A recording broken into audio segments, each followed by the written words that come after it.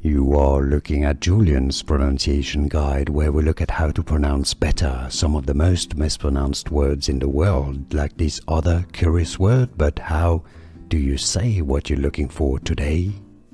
Let's learn how to pronounce these French phrases meaning you and me. How do you say you and me in French?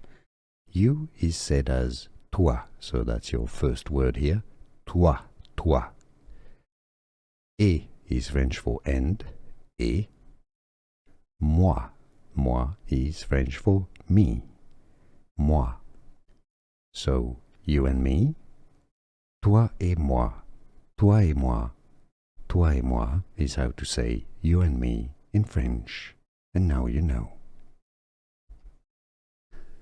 Here are more videos on how to pronounce more confusing words and names too many mispronounced. Like this video if you found it useful. I appreciate your support. I'll see you soon and thanks for watching.